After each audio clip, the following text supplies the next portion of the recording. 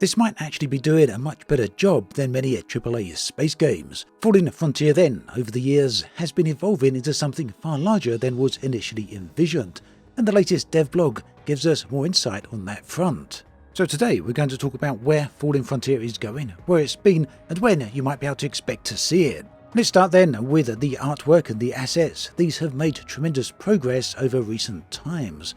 On screen you can see some of the latest artwork from the game. This was released in a dev blog on the 5th of November. I did want to talk about this last week, but due to all the Elite Dangerous news, I struggled to fit it in. At any rate, you can see that the game is really working towards a very unique and identifiable aesthetics. This is something that I do believe is vitally important when it comes to space games.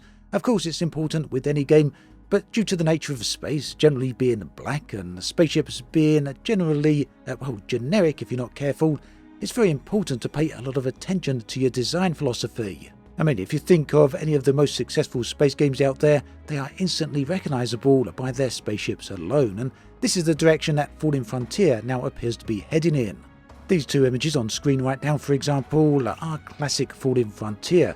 For me, they are almost instantly recognizable of that game. It's an area they appear to have spent a lot of time focusing on, saying that the ships now have their own cultural design and philosophy, and that whilst all ships are from human factions, they each nonetheless have their own design philosophy based on the culture they're actually from. Let me know what you think about this in the comment section.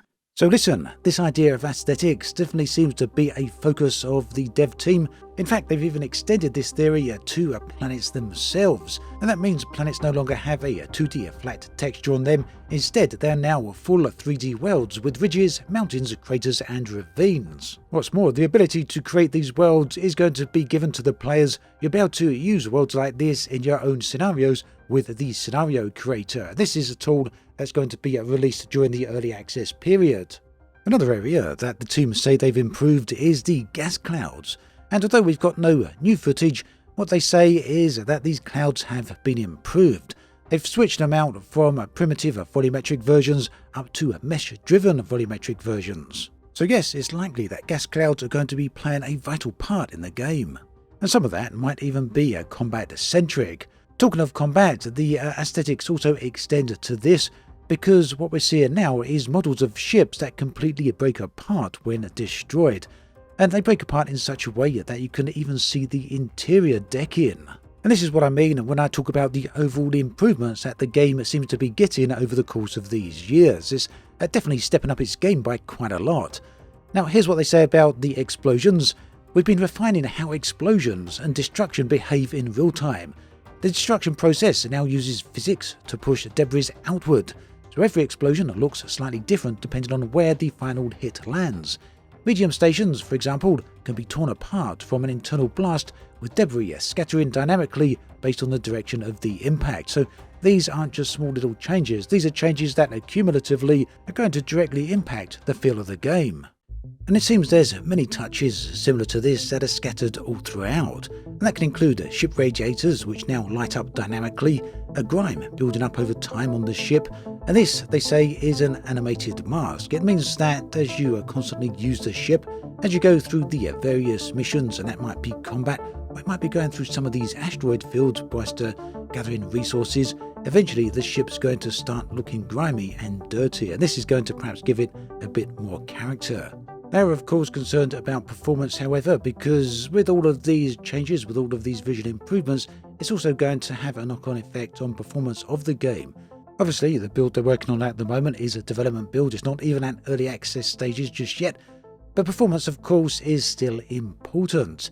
And they say that one of their main challenges has been managing the draw calls. That's obviously going to affect the performance, and they've reduced those by 60% through the use of various different techniques. So hopefully, fingers crossed, with all these visual improvements and the way all these different models are working, we're still going to get a game that is got pretty high in terms of performance.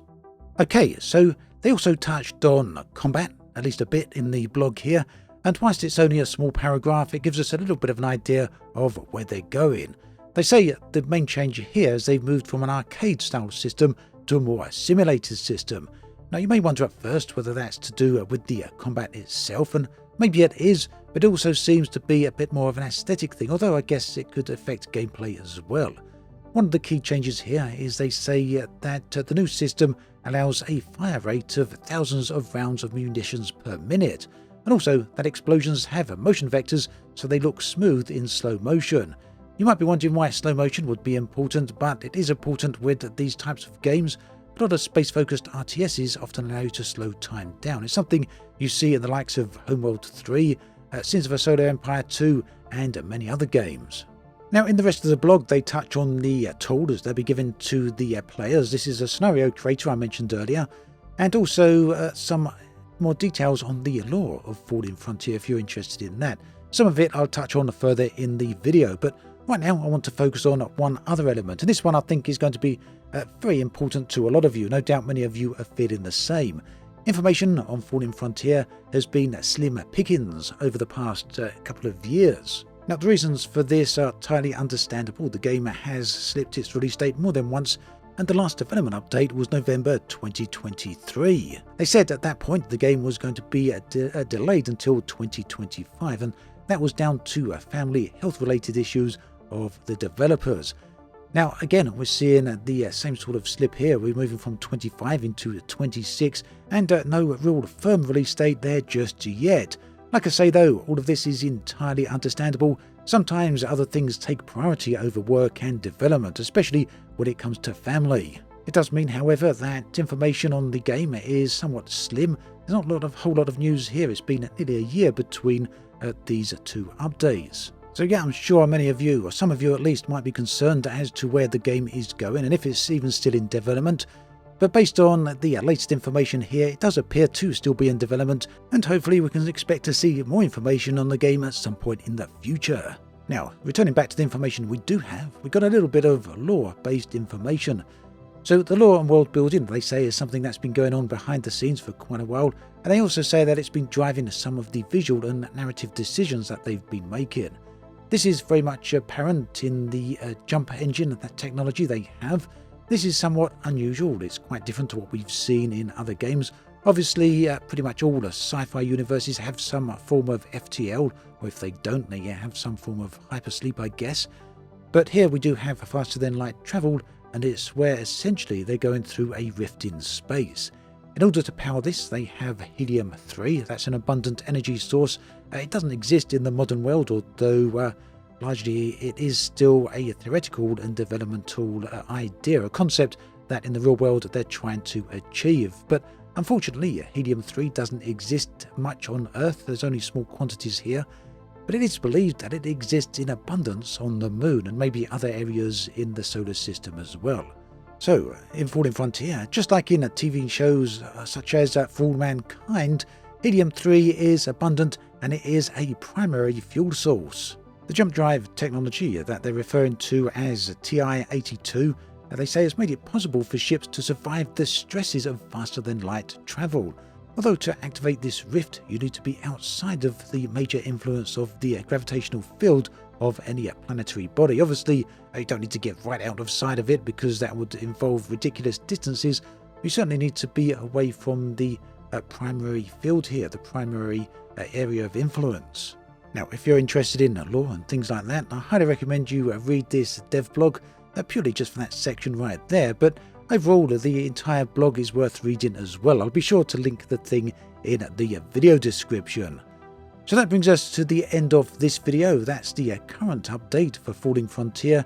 It really would be nice if we finally get to see this game in 2026, because I know a lot of people are really anticipating it. One of the most anticipated space games, certainly RTS space games, for many years. So yeah, there's that. Let me know what you think about all of this in the comment section below. There is another video on the screen right here if you want to check that one out. Do take care, and I'll catch you next time.